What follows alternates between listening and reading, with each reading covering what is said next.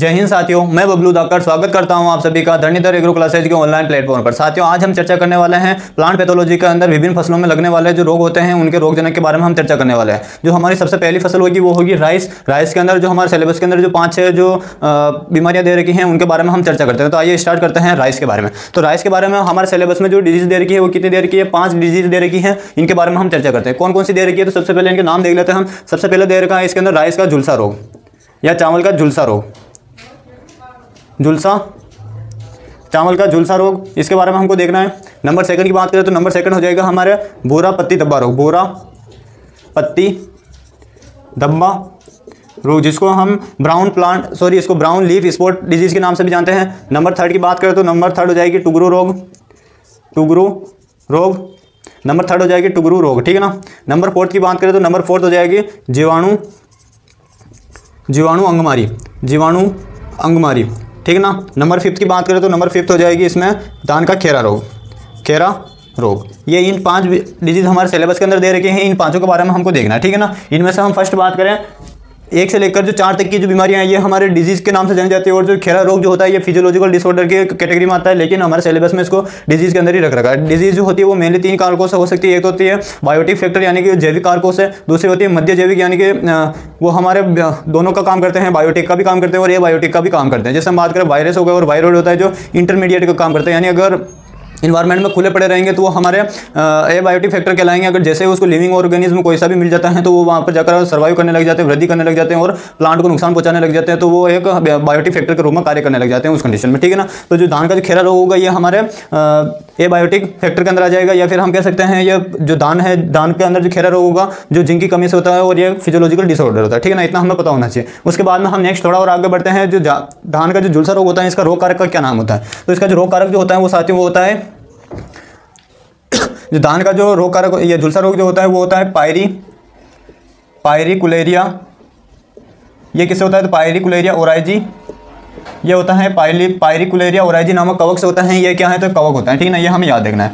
पायरिकुलेरिया oryzae नामक एक कवक होता है, ये हमें याद रखना है। दूसरा आता है हमारे भूरा पत्ती धब्बा, यानी कि इसको हम राइस का ब्राउन लीफ स्पॉट डिजीज के नाम से जानते हैं और ये होता है हमारे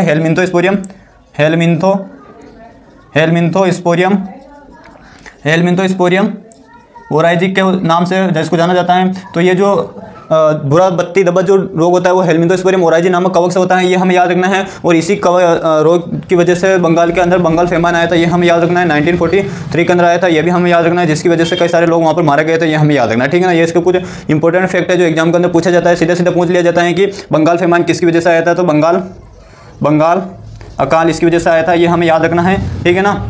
और उसके बाद बात करें राइस का टुगरू रोग, ठीक है ना। राइस का जो टुगरू रोग होता है ये किसके द्वारा होता है? तो ये वायरस के द्वारा होता है।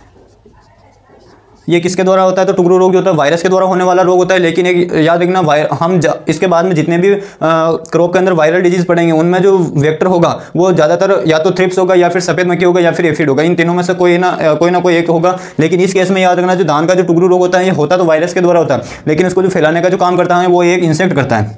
कौन करता है? उस इंसेक्ट का नाम है GLH। ये कीट का नाम है GLH, जिसका पूरा नाम होता है green leaf hopper. Green leaf hopper हमारे एंटोलॉजी के अंदर एक कीट आता है और इस कीट का जो वैज्ञानिक नाम है वो आप याद रखना। इसका जो वैज्ञानिक नाम होता है वो होता है नेफेटेटिक्स वीरेसन्स। इसका जो वैज्ञानिक नाम होता है नेफेटेटिक्स वीरेसन्स इसका वैज्ञानिक नाम होता है, ये हमें याद रखना है, नेफेटेटिक्स वीरेसन्स, ठीक है ना। क्या होता है? नेफेटेटिक्स वीरेसन्स इसका वैज्ञानिक नाम होता है। और ये जो ग्रीन लीफ होपर होता है ये हेमियोपेरा ऑर्डर के अंदर आता है, ये हमें याद रखना है, ठीक है ना। उसके बाद में हम GLH की थोड़ी और बात करें तो ये जो GLH होता है ये नेफेटेटिक्स वीरेसन्स इसका वैज्ञानिक नाम होता है। लेकिन ये टुगरू रोग जो होता है ये 2 प्रकार के टुगरू रोग से फैलता है, ये 2 प्रकार के वायरस से फैलता है। एक का तो नाम होता है इसमें राइस टुगरू बेकिलीफॉर्म वायरस और एक होता है राइस टुगरू स्पेरिकल वायरस, ठीक है ना। जो टुगरू रोग होता है इसके 2 प्रकार होते हैं, एक तो होता है राइस टुगरू बेकिलीफॉर्म वायरस और एक होता है राइस टुगरू स्पेरिकल वायरस। ये हमें याद रखना है क्योंकि एग्जाम के अंदर भी प्रश्न पूछा जा सकता है कि टुगरू रोग होता है जो कितने कारकों की वजह से फैलता है? 2 कारकों की वजह से फैलता है और वो होता है राइस टुगरू बेकिलीफॉर्म वायरस और राइस टुगरू स्पेरिकल वायरस। इसका नाम लिखना चाहो तो आप लिख लेना, राइस RT का मतलब तो हो जाएगा राइस टुगरू और B से हो जाएगा बेकिलीफॉर्म वायरस, बेकिलीफॉर्म वायरस, और एक का हो जाएगा स्पेरिकल वायरस, ठीक है ना। स्पेरिकल वायरस ये हमें याद रखना, ठीक है ना। उसके बाद हम थोड़ा और आगे बढ़ते हैं। जो जीवाणु अंगमारी जो होता है बैक्टीरियल ब्लाइट, ये किसकी वजह से होता है? तो Xanthomonas xanthomonas axonopodis pathovar oryzae. Xanthomonas axonopodis pathovar oryzae नामक फंगस से होता है, ये हमें बैक्टीरिया से होता है, ये हमें याद रखना है क्योंकि जीवाणु अंगमारी यानी कि जीवाणु से होने वाला, और जीवाणु जो हमारे सिलेबस के अंदर जितने भी जीवाणु जनित बीमारियां दे रखे हैं उनका जो पैथोजन होगा वो कौन सा होगा, जेंथोमोनास जीवाणु होगा, और इसकी अलग अलग स्पीसीज होगी। जैसे हम बात करें चावल के केस में ओराइजी काम करेगा, और हम बात करें कॉटन के केस में मालवेसियरम काम करेगा, उसकी एक स्पीसीज होती है। इसी प्रकार हम बात करें जो सिट्रस ग्रुप होते हैं उसके अंदर सिट्रस ग्रुप काम करेगा, ये हमें याद रखना, ठीक है ना। और ये जेंथोमोनास की क्या खासियत होती है, तो ये जो जेंथोमोनास होता है ये जो प्लांट होता है इसके अंदर जो बैक्टीरियल ब्लाइट जो ये डिजीज करता है ये क्रेसेक सिम्टम शो करता है, या फिर हम कह सकते हैं 3 स्टेज में नुकसान पहुंचाता है, जिसमें से जो सबसे जो हानिकारक जो अवस्था होती है वो क्रेसेक होती है, ये हमें याद रखना, ठीक है ना। या फिर हम कह सकते हैं जो इसका जो मेन सिम्टम होता है वो होता है क्रेसेक सिम्टम, ये हमें याद रखना, ठीक है ना। उसके बाद में हम बात करें खेरा रोग की, तो खेरा रोग किसकी कमी से होता है, जिंक की कमी से होता है, ये हमें याद रखना। ये क्या है, तो ये हो जाएगा एक फिजियोलॉजिकल डिसऑर्डर है, ये हमें याद रखना है। और ये जो जिंक जो धान का जो खेरा रोग होता है इसी को एक और नाम से जानते हैं, इसको आयरन रस्ट के नाम से जानते हैं। किस नाम से जानते हैं, आयरन रस्ट के नाम से जाना जाता है। ये भी काफ़ी ज़्यादा इंपॉर्टेंट प्रश्न है, एग्जाम के अंदर पूछा जाता है, ठीक है ना। आयरन रस्ट के नाम से खेरा रोग को जाना जाता है, और इसकी खोज किसने की थी, तो वो की थी वाई.एल. नेनेक के द्वारा की गई थी, और कब की गई थी, 1966 में की गई थी, ये हमें याद रखना है। और कहाँ पर की गई थी, तो पंतनगर में की गई थी, और वर्तमान में पंतनगर कहाँ पर स्थित है, तो वो उत्तराखंड राज्य के अंदर स्थित है, ये हमें याद रखना, ठीक है ना। जो अभी पंतनगर जो उत्तराखंड है उसमें एक जोशीमठ स्थल है, वो काफ़ी अभी चर्चा का विषय बना हुआ करंट में, ये भी हमें थोड़ा याद रखना, ठीक है ना।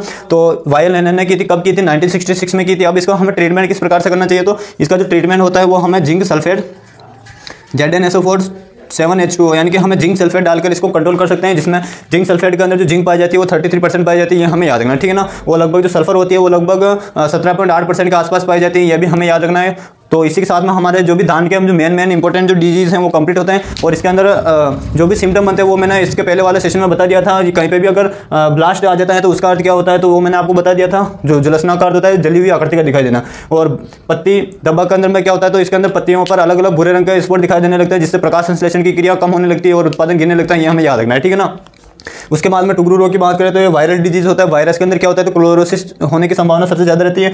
जीवाणु अंगमारी में क्या होता है, तो अंगमारी जो होता है वो ब्लाइट के समान ही होते हैं, लेकिन थोड़ा इसमें जो अंगमारी में जो हमारे स्पॉट बनते हैं वो थोड़े डार्क कलर के बनते हैं, और उसमें थोड़े हमारे जो स्पॉट बनते हैं वो थोड़े हमारे हम कह सकते हैं जो भी इसकी संरचना बनती है वो थोड़ी लाइट कलर में बनती है, ये हमें याद रखना, ठीक है ना। और खेरा रोग का मैंने बता दिया आपको, तो इंपॉर्टेंट है, ये काफ़ी इंपॉर्टेंट है, एग्जाम में पूछे जाते हैं प्रश्न। अगर आपको स्क्रीनशॉट लेना है तो स्क्रीनशॉट लीजिए, उसके बाद में हम थोड़ा और आगे बढ़ते हैं। इसके बाद हम चर्चा करते हैं साथियों, अब सबसे ज़्यादा डिजीज़ इसी में थी हमारे। उसके बाद में जो भी अगली जो क्रॉप आएगी उसमें एक दो डिजीज़ हैं, तो हम वो फटाफट से देख लेते हैं उनके नाम, ठीक है ना। उसके बाद अगली जो हमारी डिजीज़ आएगी वो आ जाएगी मक्का। कौन सी आ जाएगी, मक्का डिजीज़ आ जाएगी, ये हमें याद रखना है। मक्का की बात करें तो मक्का के अंदर कौन कौन से रोग हैं, तो मक्का में सबसे पहले हमें देखना है RDM, ठीक है ना। इसका पूरा नाम होता है राजस्थान डाउनी माल्टी होता है, ये हमें याद रखना है। उसके बाद में हम नेक्स्ट बात करें मक्का के अंदर, और हमें देखना है इसमें एक तो हो जाएगा RDM, और एक हो जाएगा इसमें लीफ ब्लाइट, एक हो जाएगी इसमें लीफ ब्लाइट। क्या हो जाएगा, लीफ ब्लाइट हो जाएगा, ये इसके बारे में हमको देखना है। नंबर 3 की बात करें, नंबर 3 हो जाएगा इसके अंदर स्टॉक रोट, ठीक है ना, इसके बारे में हमको देखना है, ठीक है ना। तो मक्का के अंदर 3 डिजीज दे रखे हैं हमारे, एक तो दे रखा है राजस्थान डाउनी माल्टी, इसको कहीं की जगह डाउनी माल्टी भी लिखा जाता है, और इसमें डाउनी माल्टी का दूसरा नाम होता है राजस्थान डाउनी माल्टी होता है, ये हमें याद रखना है, ठीक है ना। लीफ ब्लाइट हो जाएगा और स्टॉक रोट हो जाएगा। रोट का अर्थ मैंने आपसे पहले चर्चा की, जो भी ये टर्म आ रहे हैं, रोट का अर्थ क्या होता है, ब्लाइट का अर्थ क्या होता है, डाउनी माल्टी का अर्थ क्या होता है, पाउडरी माल्टी का अर्थ क्या होता है, विल्ट का क्या अर्थ होता है, ये सब मैंने आपको इससे पहले वाले सेशन में कवर करवा दिया। अगर अभी तक आपने वो सेशन नहीं देखा तो सबसे पहले वो सेशन देखिए, ताकि आपके उसके अंदर जो भी टर्म आ रहे हैं वो टर्म क्लियर हो जाएंगे। तो पौधे के ऊपर किस प्रकार की संरचना बन रही है, कहाँ पर बन रही है, वो सारा उसका मैंने अंदर बताया हुआ है, ठीक है ना। तो सबसे पहले हम चर्चा करते हैं RDM के बारे में। RDM जो होता है ये किसके द्वारा होता है, कवक द्वारा होने वाला एक रोग होता है, और इसका पूरा नाम जो होता है वो होता है, रोग कारक का जो नाम होता है वो होता है इसमें पेरेनो स्क्लेरोस्पोरा, ये नाम याद होना चाहिए आपको, पेरेनो स्क्लेरोस्पोरा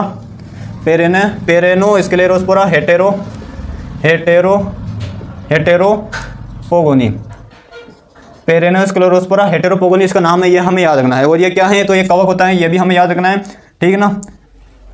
सॉरी, पेरेनोस्क्लेरोस्पोरा हेटेरोपोगोनी नामक कवक से होता है। उसके बाद में हम थोड़ा आगे चर्चा करते हैं। अगला हम देखते हैं लीफ ब्लाइट। लीफ ब्लाइट जो होता है वो किससे होता है, तो वो होता है हेलमिंथोस्पोरियम माइसिस नामक कवक से होता है। ये किससे होता है, तो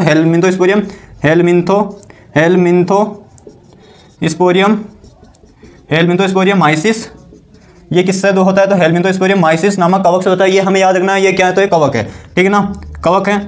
हेलमिंथोस्पोरियम माइसिस नामक कवक से होता है, ये हमें याद रखना है। नेक्स्ट हम चर्चा करते हैं स्टोक रोट। स्टोक रोट की बात करें तो स्टोक रोट जो होता है ये दो प्रकार का होता है। स्टोक रोट जो होता है ये दो प्रकार का होता है। एक तो होता है ये स्टोक रोट, दो प्रकार का होता है ये स्टोक रोट।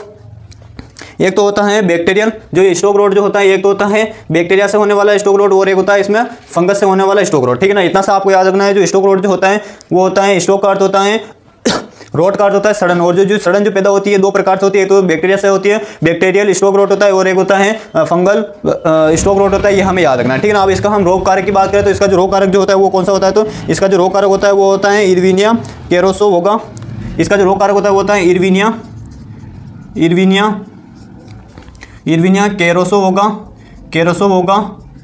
इरविनिया कैरोसो होगा पैथोवार जी, ठीक है ना। इरविनिया कैरोसो होगा पैथोवार जी नामक जो ये जीवाणु होता है ये क्या होता है? तो बैक्टीरिया का नाम है इरविनिया। ये हमें याद रखना है, ये क्या है? तो जीवाणु है। क्या है? ये एक जीवाणु है और इस जीवाणु की वजह से यह डिजीज होती है, ये हमें याद रखना। कौन सी डिजीज होती है? स्टोक रोट होता है, ये हमें याद रखना, ठीक है ना। स्टोक रोट का अर्थ क्या होता है? तो जमीन की सतह से या फिर कवक एवं जीवाणु की सतह से, सॉरी कवक और जीवाणु से संक्रमित यदि कोई तना संक्रमित हो जाता है तो वहाँ पर सड़न पैदा हो जाती है, और सड़न पैदा हो जाती है तो वहाँ पर बदबू आने लगती है, और वो जो पौधा होता है वो तने से गलकर टूट जाता है। इसी क्रिया को हम रोट के नाम से जानते हैं। ये इंपॉर्टेंट है, ठीक है ना। स्क्रीनशॉट लेना चाहते हो स्क्रीनशॉट लीजिए फटाफट से। उसके बाद में हम अगली फसल की तरफ आगे बढ़ते हैं। अगली फसल के हम प्रमुख रोगों के बारे में हम चर्चा करते हैं, ठीक है ना। सबसे पहले हम जो परीक्षा की दृष्टि से जो सबसे ज़्यादा इंपॉर्टेंट फसलें हैं उन्हीं के बारे में हम चर्चा कर रहे हैं। तो ये इंपॉर्टेंट है मक्का, और एग्जाम के अंदर पूछा हुआ भी प्रश्न है राजस्थान डाउनी माल्टी का जो रोगजनक होता है उसका क्या नाम है, ठीक है ना। ये हमने देखा। अब हम अगली फसल देखते हैं बाजरा। अब हम अगली फसल की चर्चा करते हैं बाजरा। अगली फसल जो हो जाएगी वो हो जाएगी हमें बाजरा, ठीक है ना। बाजरा के अंदर हमारे दो डिजीज दे रखी है, एक तो दे रखी है डाउनी माल्ड्यू और एक दे रखी है अर्गट, ठीक है ना। एक तो दे रखा है डाउनी माल्ड्यू और एक दे रखा है हमारा अर्गट। जो अर्गट जो डिजीज़ होती है इसको चेपा के नाम से भी जाना जाता है, और डाउनी माल्ड्यू को जोगिया के नाम से भी जाना जाता है। ये इनके स्थानीय नाम होते हैं। और डाउनी माल्ड्यू के बारे में जो सबसे पहले बताया था वो बताया था E.J. बटलर ने बताया था, जिनको हम भारत में पादप रोग विज्ञान का पितामह के नाम से भी जानते हैं। ये इंपॉर्टेंट है, ये हमें पता होना चाहिए। जो एडिशनल जानकारी है वो आप लिखते चलिएगा वो कॉपी के ऊपर। तो डाउनी माल्ड्यू की बात करें तो ये जो डाउनी माल्ड्यू जो होती है ये किसकी वजह से होती है? कवक से होने वाली एक बीमारी होती है, कवक से होने वाली है। और उस कवक का क्या नाम है? तो उस कवक का नाम हो जाएगा स्क्लेरोस्पोरा ग्रामिनिकोला। कवक का क्या नाम है? तो स्क्लेरोस्पोरा ग्रामिनिकोला नामक कवक से होता है। ये अविकल्पी परजीवी होता है, और ये सीड बोर्न और सॉइल बोर्न दोनों प्रकार की डिजीज होती है। ये हमें याद रखना है। यानी कि ये किस रूप में जीवित रहता है? तो सीड के अंदर भी जीवित रहता है और सॉइल बोर्न भी होता है, दोनों प्रकार से नुकसान पहुंचाता है। और साथ ही साथ में जो ये कवक होता है डाउनी माल्ड्यू, यह किस प्रकार का होता है? अविकल्पी परजीवी होता है। किस प्रकार का होता है? अविकल्पी परजीवी होता है, ये हमें याद रखना है। इसके अलावा नेक्स्ट बात करें तो ये किस रूप में जीवित रहता है? तो ये हमारे जो स्क्लेरोस्पोरा होता है ये निषिक्तांड के रूप में जीवित रहता है, ये हमें याद रखना है, ठीक है ना। थोड़ा और आगे बढ़ते हैं। अर्गट की बात करें तो अर्गट में जो डिजीज यह किससे होने वाली बीमारी होती है? तो ये कवक से होने वाली बीमारी होती है। और उस कवक का क्या नाम है? तो ये उस कवक का नाम है क्लेविसेप्स। कवक का क्या नाम है? तो क्लेविसेप्स फ्यूजीफॉर्मिस। क्लेविसेप्स फ्यूजीफॉर्मिस नामक कवक से होने वाला ये रोग होता है, ये हमें याद रखना है। और इस जो ये क्लेविसेप्स कवक होता है ये एक बीजाणु बनाता है, और इसके जो बीजाणु होता है इसके बीजाणु को हम स्क्लेरोसिया के नाम से जानते हैं। स्क्लेरोसिया, ठीक है ना, स्क्लेरोसिया के नाम से जानते हैं। अगर जो स्क्लेरोसिया जो होते हैं अगर इनको जानवर या फिर मनुष्य खा लेता है तो उनमें एक बीमारी होती है, इनके द्वारा एक बीमारी होती है, उसको हम अर्गोटिज्म के नाम से जानते हैं। किस नाम से जानते हैं? अर्गोटिज्म के नाम से जानते हैं। ये हमें पता होना चाहिए। ये एडिशनल इन्फॉर्मेशन है, ये आपको एक साथ में कहीं नहीं मिलेगी। तो इसका अगर आप अच्छे से इसको नोट्स बनाना और पढ़ते हुए चलना। अर्गट जो बीमारी होती है वो क्लेविसेप्स फ्यूजीफॉर्मिस नामक फंगस से होती है, ये हमें याद रखना है। और ये क्या बनाते हैं? स्क्लेरोसिया बनाते हैं। और अगर इनको जानवर या फिर मनुष्य खा लेता है, इनसे संक्रमित अनाज के जो दाने होते हैं इनको अगर खा लेता है तो उसमें अर्गोटिज्म बीमारी होती है, ये हमें याद रखना है, ठीक है ना। हमारे स्वास्थ्य के ऊपर इसका काफ़ी ज़्यादा हानिकारक इफेक्ट पड़ता है, ये हमें याद रखना है। उसके बाद में हम थोड़ा और आगे बढ़ते हैं। अब हम देखते हैं ज्वार के रोग, ठीक है ना। अब हम ज्वार के रोग की बात करें तो सबसे पहले इसमें जो ज्वार के अंदर जो डिजीज आती हैं वो आती हैं हमारे इसमें ज्वार के अंदर इसमें आता है, एक तो आता है इसमें ग्रेन स्मट। क्या आता है? Grain smut. एक तो आता है इसमें ग्रेन स्मट और एक आता है सोरगम एंथ्रेक्नोज। ज्वार का एक तो आता है ग्रेन स्मट और एक आता है एंथ्रेक्नोज, एंथ्रेक्नोज आता है, ये हमें याद रखना है, ठीक है ना। एंथ्रेक्नोज और एक आता है ग्रेन स्मट, ठीक है ना, ये हमें याद रखना है। ज्वार के अंदर जो स्मट लगता है वो ग्रेन स्मट लगता है, लेकिन जो गेहूं के अंदर लगता है वो लूज स्मट लगता है, और जो होता है उसके अंदर लगता है कवर्ड स्मट लगता है, ये हमें याद रखना है, ठीक है ना। और अभी फिलहाल हम खरीफ जो ऋतु की जो फसलें हैं उनके अंदर लगने वाले प्रमुख रोगों के बारे में देख रहे हैं, और अगले नेक्स्ट सेशन में हम अगले सेमेस्टर के अंदर हम देखेंगे जितने भी रबी क्रॉप होती है उनके अंदर जो डिजीज लगती है उनके बारे में हम चर्चा करेंगे। सबसे पहले अब हम देखते हैं इसके अंदर जो ग्रेन स्मट जो होता है इसका रोग कारक क्या होता है। तो इसका जो रोग कारक होता है ग्रेन स्मट का वो होता है स्फ्लेसिलोथिका। इसका जो रोग कारक होता है वो होता है स्फ्लेसिथिका। इसका जो रोग कारक वो होता है स्फ्लेसिथिका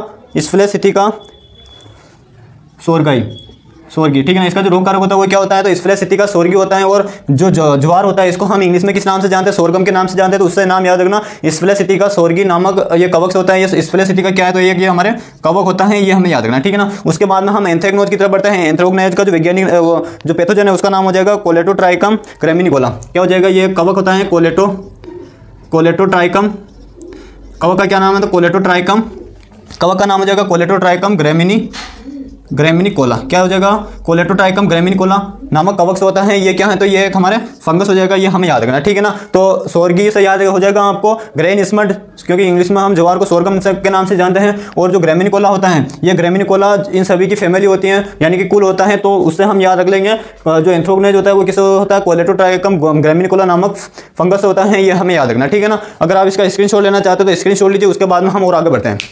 उसके बाद में हम और थोड़ा और आगे बढ़कर जो हमारी इंपॉर्टेंट क्रॉप है उसके बारे में हम चर्चा करते हैं। तो अभी तक हमने 4 क्रॉप के बारे में पढ़ा है। जो जितनी भी हमारे खाद्यान्न की फसलें थी उसमें हमारे 4 खाद्यान्न की फसलें हैं, उनके बारे में हमने देखा। सबसे पहले हमने राइस के बारे में देखा 5 डिजीज़ के बारे में। उसके बाद में मक्का की 3 डिजीज़ और ज्वार और बाजरा की 2 डिजीज़ के बारे में 2 डिजीज़ के बारे में हमने चर्चा की। अब हम इसमें देखते हैं मूंगफली के जो डिजीज़ हैं उनके बारे में हम चर्चा करें। तो इसमें जो मूंगफली की जो डिजीज़ हैं वो इसमें 3 डिजीज़ दे रखी हैं, उनके बारे में हमको याद रखना, ठीक है ना। मूंगफली के अंदर कौन कौन सी डिजीज़ दे रखी है, तो सबसे पहले हम बात करें इसके अंदर दे रखा है हमारे मूंगफली का टिक्का, ठीक है ना। क्या दे रखा है, मूंगफली का टिक्का। दूसरा दे रखा है मूंगफली का इसमें कोलर रोट, ठीक है ना। कोलर रोट को इंग्लिश में कोलर रोट के नाम से जानते हैं। और नेक्स्ट आ जाएगा मूंगफली का इसमें मूंगफली का पर्णगुच्छा रोग, ठीक है ना। पर्णगुच्छा रोग ये हो जाएगा। तो 3 रोग हैं इसके मूंगफली के अंदर, कौन कौन से, इनके बारे में हम चर्चा करते हैं। सबसे पहले हम देखते हैं टिक्का रोग। और टिक्का रोग सबसे ज़्यादा इंपॉर्टेंट है और एग्जाम के अंदर इससे प्रश्न पूछे हुए भी हैं, ये हमें पता होना चाहिए, ठीक है ना। तो सबसे पहले हम टिक्का रोग की बात करें तो ये टिक्का जो रोग होता है ये 2 प्रकार का होता है। जो टिक्का जो रोग होता है ये 2 प्रकार का होता है। एक तो होता है अर्ली टिक्का और एक होता है लेट टिक्का, ठीक है ना। 2 प्रकार का होता है ये अर्ली टिक्का और लेट टिक्का, ठीक है ना। और ये जो टिक्का डिजीज होती है किसकी वजह से होती है, ये होती है एक कवक होता है सर्कोस्पोरा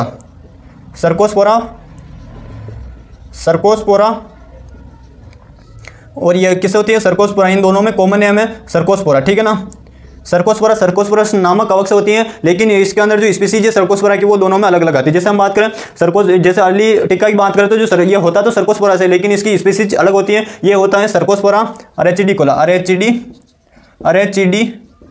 अरेचिडी कोला नामक एक कवक होता है, उसकी वजह से होता है। और जो ये लेट टिक्का होता है ये होता है हमारा सर्कोस्पोरा। लेट टिक्का जो होता है वो होता है सर्कोस्पोरा पर्सोनेटा,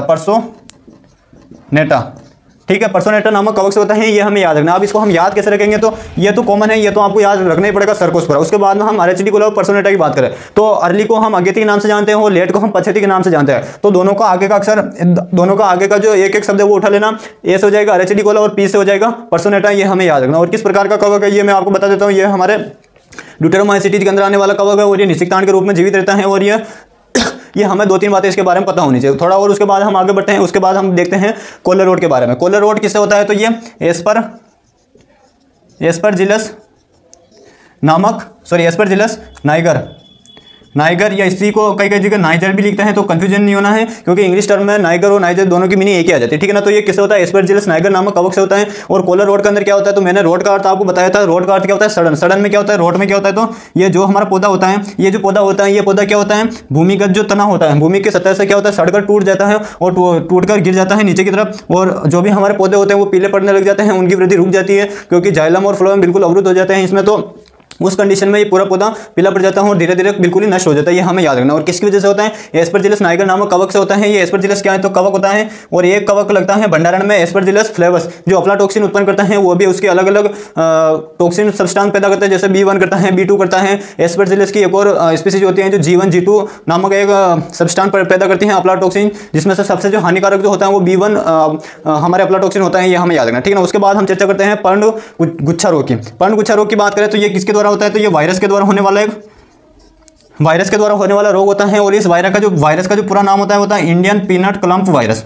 क्या होता है? Indian peanut clump virus. और पीनट को हम मूंगफली के नाम से जानते हैं। मूंगफली के कई सारे नाम होते हैं। उसको पीनट के नाम से भी जानते हैं, उसको ग्राउंडनट के नाम से भी जानते हैं, उसको कई सारे उसको नाम से जाना जाता है। तो पीनट हो जाएगा हमारे मूंगफली का नाम हो जाएगा। तो इंडियन पीनट क्लम्प वायरस नामक जो वायरल डिजीज होती है उससे होता है। और इसमें क्या होता है? तो जो क्लोरोसिस होते हैं वो धीरे धीरे खत्म होने लगता है। ये हमें याद रखना है। अब ये वायरस होने वाला है तो इसका वाहक भी तो होगा। इससे पहले हमने एक डिजीज पढ़ी थी धान के अंदर, इससे पहले हमने धान के अंदर एक डिजीज पढ़ी थी धान का टुगरू रोग। उसके अंदर हमने देखा था उसका जो वाहक था वो भी वायरस के द्वारा हो रहा था। और उसका जो वाहक था वो था हमारे ग्रीन लीफ होपर था जो एक इंसेक्ट था। लेकिन इस केस में याद रखना मोस्ट ऑफ जो डिजीज होती है वायरल डिजीज उसके अंदर जो भी वेक्टर होता है वो या तो इंसेक्ट होगा या फिर थ्रिप्स होगा, ठीक है ना। मोस्ट ऑफ में देखा गया थ्रिप्स होता है, सॉरी मोस्ट ऑफ में देखा गया है कि जो जितने भी वायरस जनित बीमारियां होती है उसके अंदर जो वाहक का काम करता है वो हमारे कीट करता है। लेकिन इस केस में याद रखना जो मूंगफली का जो इंडियन पीनट क्लम्प वायरस है इसके अंदर जो वाहक होता है उस वाहक का नाम है कवक। ये अपवाद के रूप में याद रखना। और एग्जाम के अंदर पूछ सकते हैं कि मूंगफली का जो इंडियन पीनट क्लम्प वायरस होता है वो किसकी वजह से होता है? वायरस के द्वारा होता है। और इसका वाहक कौन होता है? तो इसका वाहक कवक होता है। उस कवक का नाम है पॉलीमिक्सा ग्रेमिनिस। क्या नाम है? पॉलीमिक्सा ग्रेमिनिस। पॉलीमिक्सा ग्रेमिनिस नामक एक कवक होता है। ये इस कवक से के द्वारा ये क्या करता है? वायरस को फैलता है। ये इंडियन पीनट क्लम्प वायरस ये हमें पता होना चाहिए, ठीक है ना। अगर आप इसका स्क्रीनशॉट लेना चाहते हो तो स्क्रीनशॉट लीजिए। उसके बाद में हम थोड़ा और आगे बढ़ते हैं और अगली क्रॉप के बारे में हम चर्चा करते हैं। इसी के साथ हमारे मूंगफली के सारे जो डिजीज हैं वो कंप्लीट होते हैं। उसके बाद हम देखते हैं इसमें सोयाबीन के डिजीज के बारे में हम चर्चा करते हैं, ठीक है ना। अगली जो हमारी डिजीज आएगी वो हो जाएगी सोयाबीन की डिजीज। ये टिक्का डिजीज और कॉलर रोट और ये मूंगफली के इंपॉर्टेंट है। एग्जाम में हो सकता है सीधा प्रश्न आ जाए कि मूंगफली के प्रमुख रोगों के बारे में विस्तार से चर्चा कीजिए। तो उसके अंदर हमको टेबल बनाएगी इन सारी चीज़ों के बारे में जो मैंने आपको बताया अभी, इन सारी चीज़ों के बारे में हमको लिखना होगा, ठीक है ना। उसके बाद में हम नेक्स्ट चर्चा करते हैं। अगली जो क्रॉप आएगी वो आएगी हमारे सोयाबीन। कौन सी क्रॉप आएगी? सोयाबीन, ठीक है ना। इसके बारे में हम चर्चा करते हैं। तो सोयाबीन की बात करें तो इसके अंदर कौन कौन सी डिजीज लगती है? तो इसके अंदर एक तो लगती है राइजोक्टोनिया ब्लास्ट, राइजोक्टोनिया ब्लास्ट, ठीक है ना। और दूसरी लगती है इसके अंदर, एक तो लगती है राइजोक्टोनिया ब्लास्ट और एक लगती है जीवाणु स्पॉट। कौन सी लगती है? जीवाणु स्पॉट, ठीक है ना। ये दो बीमारियां लगती हैं इसके अंदर, ये हमें पता होना चाहिए, ठीक है ना। तो अब सबसे पहले हम इनके रोगजनक की बात करें तो ये जो राइजोक्टोनिया ब्लास्ट होता है ये राइजोक्टोनिया नामक कवक से होता है। और ये जो जीवाणु स्पॉट होता है ये एक जीवाणु के द्वारा होता है। ये हमें याद रखना है, ठीक है ना। तो सबसे पहले हम राइजोक्टोनिया ब्लास्ट की बात करें तो जो राइजोक्टोनिया जो ब्लास्ट जो डिजीज होती है ये किसके द्वारा होती है? तो ये होती है राइजोक्टोनिया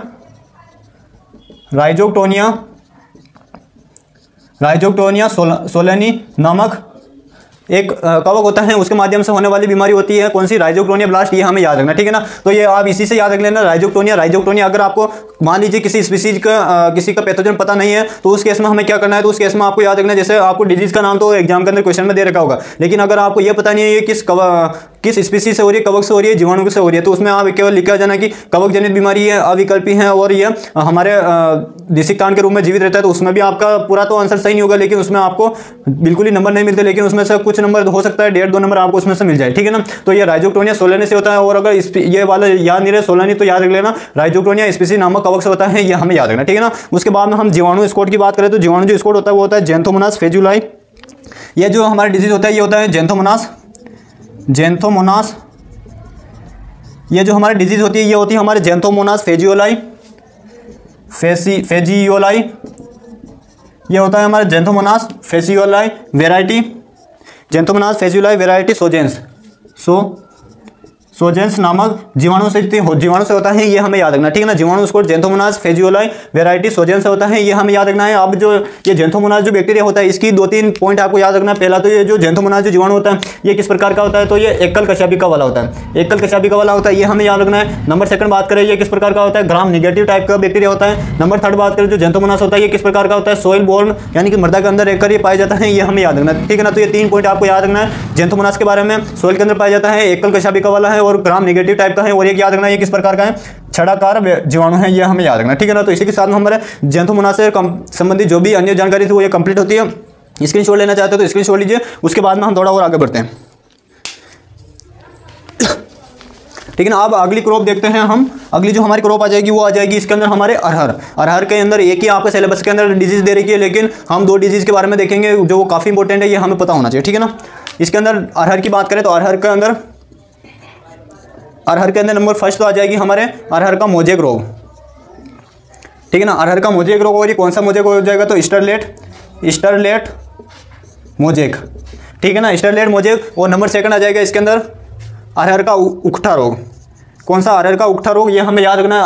उकठा को हम विल्ट के नाम से भी जानते हैं, ये हमें याद रखना है, ठीक है ना। अब हम सबसे पहले देखते हैं मोजेक के अंदर स्टरलेट, इसको पूरा नाम लिखा जाता है स्टरलेट मोजेक लिखा जाता है, ये हमें याद रखना है, ठीक है ना। तो अब जो स्टरलेट जो होता है ये किसकी वजह से होता है तो ये वायरस के द्वारा होने वाला डिजीज है, ठीक है ना। वायरस के द्वारा होने वाली बीमारी है कौन सी? मोजेक, स्टरलेट मोजेक, ये हमें याद रखना है। लेकिन एक बात आप याद रखना, इसके अंदर जो स्टरलेट जो वायरस का जो इफेक्ट होता है, जैसे हमने इंडियन पीनट क्लम वायरस देखा था मूंगफली का, उसके अंदर जो वायरस का जो इफेक्ट हो रहा था वो लगभग सारे वायव्य भागों में, जिसमें पत्तियां मोस्ट ऑफ इंपॉर्टेंट पार्ट है। इन्फेक्शन वाला जो इंडियन पीनट क्लम वायरस है उसका जो इन्फेक्शन वाला पार्ट है वो ज़्यादातर पत्ती के ऊपर पीलापन लिए वो आ जाता है। लेकिन इस केस में याद रखना जो स्टरलेट में जो मोजेक होता है अरहर का, इसमें क्या होता है तो ये किस पर अपना प्रभाव दिखाता है तो ये जो अपना प्रभाव दिखाता है, ये जो वायरस होता है ये प्रभाव कहाँ पर दिखाता है अरहर के पौधे के अंदर तो ये दिखाता है पुष्पीय भागों पर। कहाँ दिखाता है? पुष्पीय भागों पर अपना प्रभाव दिखाता है, और पुष्पीय भागों पर अपना प्रभाव दिखा देता है। इसी पूरी प्रक्रिया को क्या नाम देते हैं? स्टरलेट नाम देते हैं। क्या नाम देते हैं? स्टरलेट नाम देते हैं, ये हमें याद रखना है। अब नेक्स्ट बात करें, ये वायरस से होने वाली बीमारी है तो इसका अगर कोई ना कोई वाहक तो होगा, ऑब्वियसली कोई ना कोई वाहक तो होगा। तो इसका जो वाहक होता है वो क्या होता है? एक माइट होता है।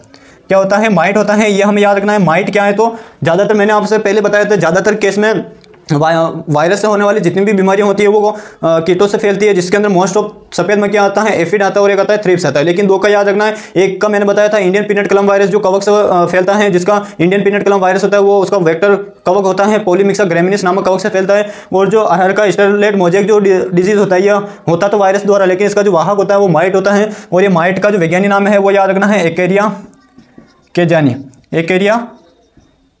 ठीक है ना। एकेरिया केजानी इसका वैज्ञानिक नाम है, ये आपको याद होना चाहिए। 2 का वैज्ञानिक नाम याद होना चाहिए, एक तो माइट का एकेरिया केजानी और एक का याद होना चाहिए पॉलीमिक्सा ग्रेमिनिस कवक का नाम है जो इंडियन पीनट क्लम वायरस का वाहक होता है, ये हमें याद रखना, ठीक है ना। अब हम इसमें कुछ माइट के बारे में हम चर्चा कर लेते हैं, ये इंपॉर्टेंट है।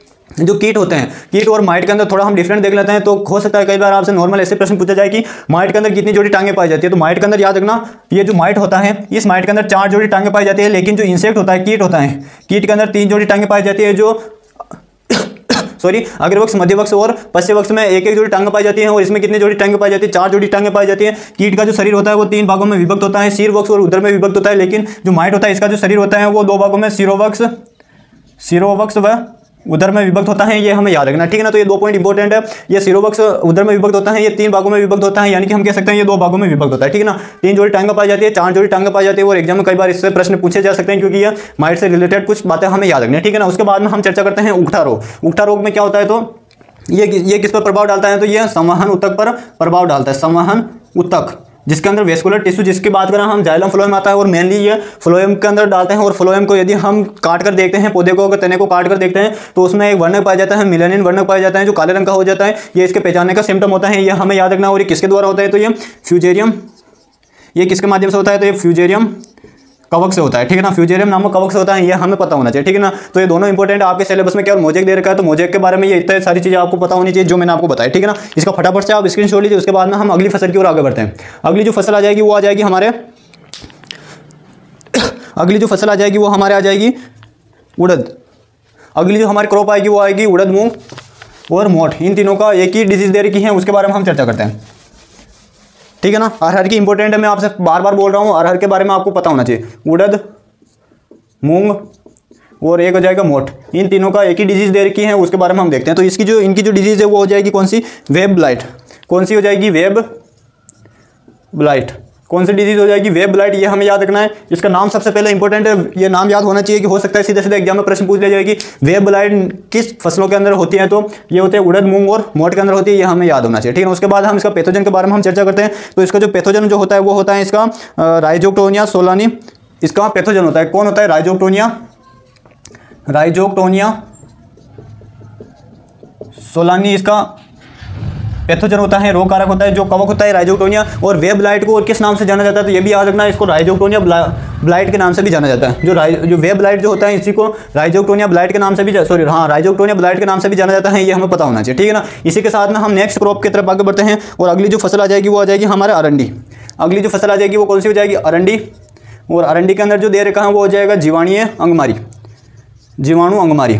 किसका अंगमारी, जीवाणु अंगमारी, तो ये हो जाएगा हमारा अरंडी का जीवाणु अंगमारी हो जाएगा। और ये किसकी वजह से होता है, तो ये हमारा होता है, ये इसका जो रोग कारक होता है वो कौन सा होता है, ज़ैंथोमोनास जीवाणु होता है, ज़ैंथोमोनास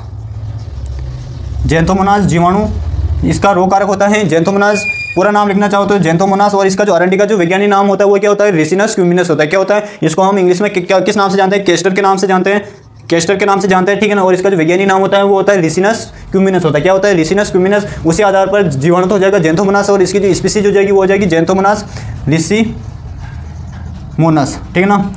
रिसिमोनस नामक यह एक बैक्टीरिया होता है, इसकी वजह से ये होने वाली बीमारी है, ये हमें याद रखना, ठीक है ना।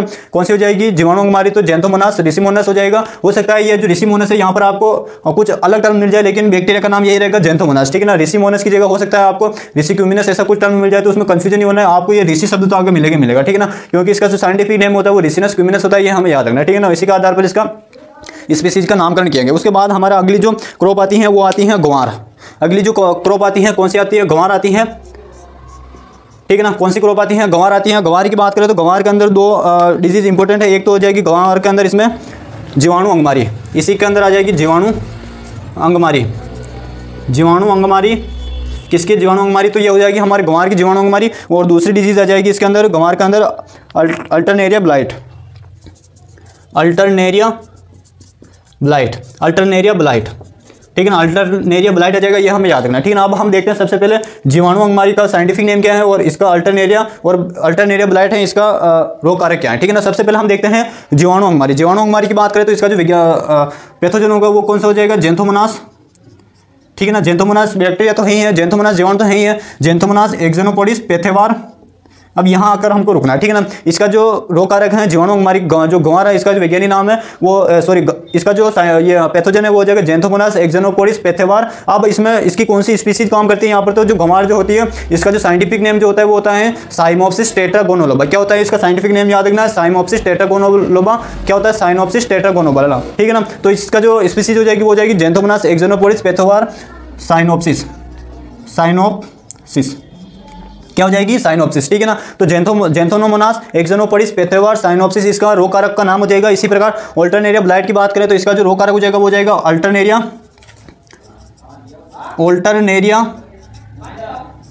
Synopsis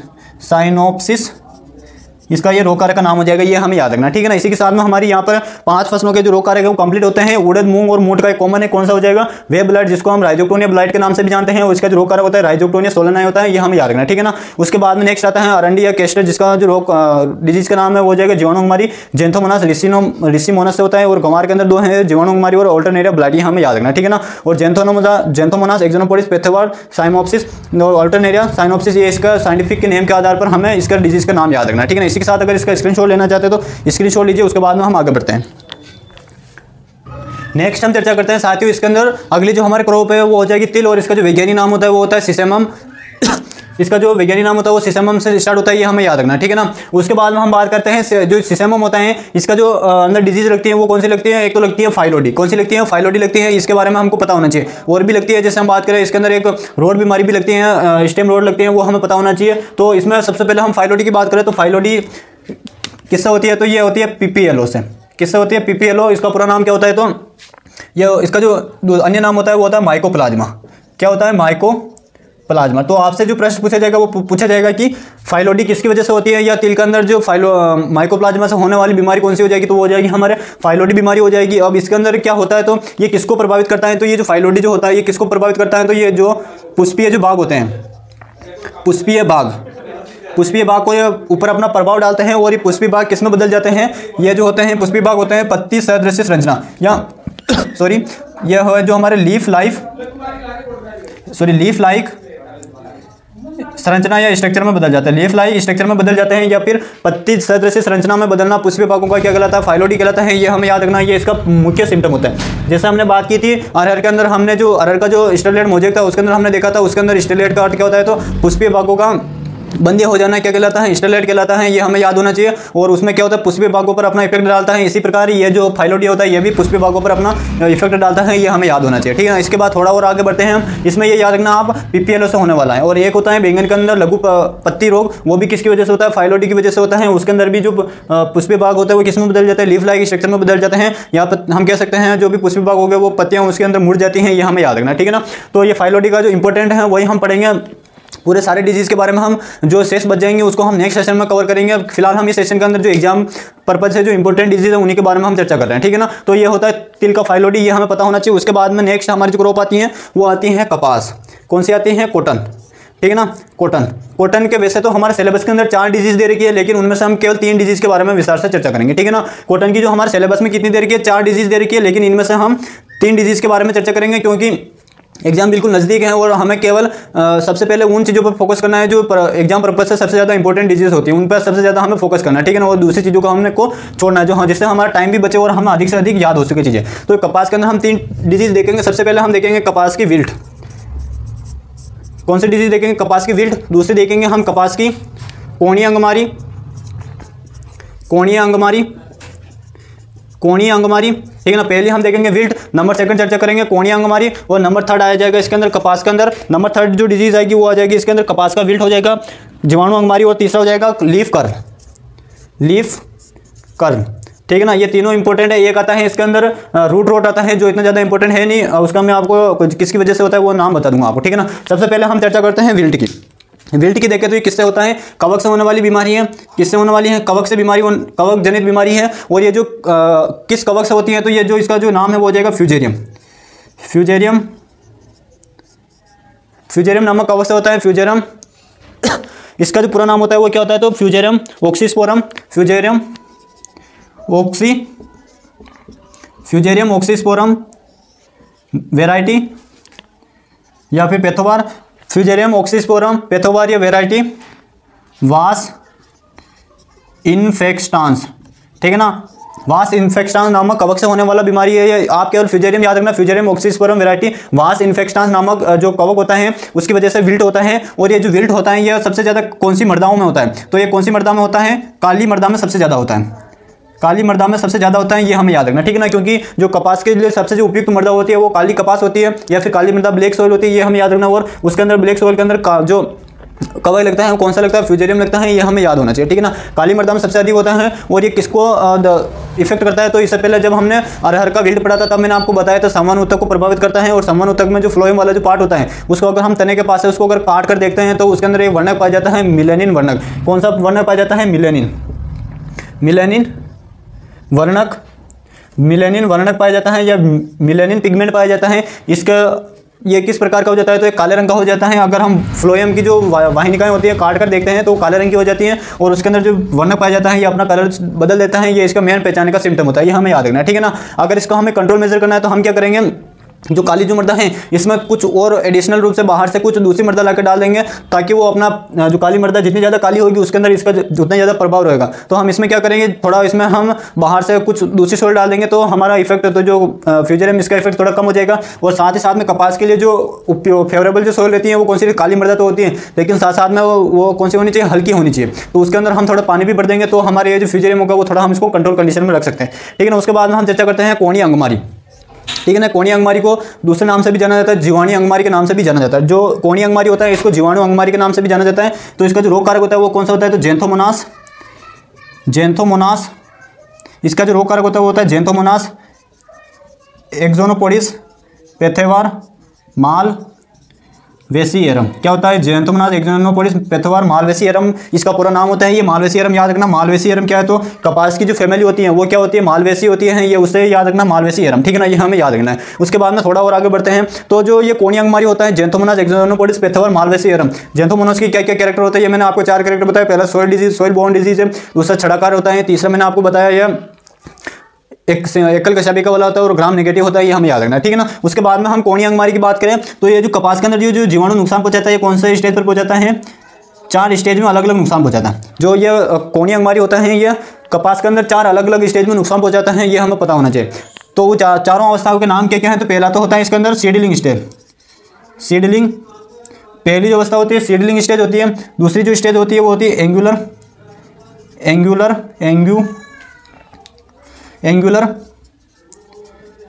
stage. पहली होती है सीडलिंग स्टेज, दूसरी होती है एंगुलर स्टेज। नंबर 3 की बात करें, नंबर 3 हो जाएगी black arm stage, black arm stage. और नंबर 4 हो जाएगी इसके अंदर बॉल रोट स्टेज। ठीक है ना, ये 4 स्टेज होती हैं। सीडलिंग स्टेज को जो नवजात जो हाल ही में पनपा हुआ जो पौधा होता है जिसको हमने जैसे बुआई की और 2 से 3 जो पत्तियां होती है उस स्टेज को हम सीडलिंग स्टेज कहते हैं। एंगुलर स्टेज क्या होती है? तो इसको कोनिया अवस्था के नाम से जानते हैं, यानी कि उसके अंदर छोटे छोटे इंटरनोड या कोड आने लग जाते हैं। ब्लैक आर्म में क्या होता है? तो काली भुजा अवस्था, यानी कि पौधा बड़ा हो जाता है और बड़ा होने के बाद में उसमें बॉल स्टार्ट हो जाते हैं, तब वो अटैक करता है। और बॉल रोट क्या होता है? तो जो बॉल बन जाता है, बॉल बनने के यानी कि जो कपास का जो फल प्रकार होता है वो उसको हम कैप्सूल के नाम से जानते हैं। और वो जो कैप्सूल होता है उसी में क्या होता है? ये अपना अटैक करता है, जेंथोमोनास जो जीवाणु होता है ये अपना अटैक करता है और वो जो कपास का जो फल प्रकार जो कैप्सूल होता है वो सड़ जाता है। उसी को हम इसको बॉल रोट के नाम से जानते हैं, ये हमें पता होना चाहिए। ठीक है ना, या फिर इसको कैप्सूल रोट का भी नाम से हम जान सकते हैं। तो ये 4 स्टेज में नुकसान पहुंचाता है। और एग्जाम के अंदर प्रश्न पूछा हुआ भी है कि 4 स्टेज में नुकसान पहुंचाता है, कौन कौन सी स्टेज के नाम भी याद होने चाहिए। हो सकता है इसमें किसी एग्जाम के अंदर आपको इन स्टेज के नाम पूछा जाए। ठीक है ना, तो ये हमें पता होना चाहिए। उसके बाद में हम लीफ कर्ल की बात करें तो ये किसे होता है? वायरस के द्वारा होने वाली बीमारी है। किसके द्वारा होती है? वायरस के द्वारा होने वाली बीमारी। और इसका जो वाहक होता है वो कौन सा होता है? सफेद मक्खी इसका वाहक होता है। क्या होता है? सफेद मक्खी इसका वाहक होता है, ये हमें पता होना चाहिए। तो इसी के साथ में हमारे कॉटन और जो तिल है सिसेमा में इसकी डिजीज खत्म होती है। अगर आप इसका स्क्रीनशॉट लेना चाहते हैं तो स्क्रीनशॉट लीजिए, उसके बाद में हम आगे बढ़ते हैं। उसके बाद में जो हमारी नेक्स्ट जो क्रॉप आती हैं वो आती हैं इसके अंदर हमारे गंवार हो गया, तिल हो गया, कपास हो गया। इसके बाद हमारे अगली जो क्रॉप आएगी वो आएगी हमारे जो भी हमारे फ्रूट ट्री हैं यानी फल वृक्ष है उनके अंदर लगने वाली जो बीमारियां वो आएगी। उसके बाद में हमारे सब्जियों के जो प्रमुख बीमारियां वो आएगी। उसके बाद में हम ऑर्नामेंटल क्रॉप के अंदर लगने वाली जो भी जितनी भी फसलें हैं उनके कौन कौन से डिजीज लगती हैं उनके बारे में हम चर्चा करेंगे। अगर हम इन सभी को कंटिन्यू करते रहे तो आज के सेशन काफ़ी लंबा हो जाएगा। तो आज के सेशन में केवल हमने जिनके बारे में चर्चा की वो की थी, हमने केवल प्रमुख फसलों में लगने वाले रोग और जो फसलें हैं कौन सी हैं, तो वो हो जाएगी हमारे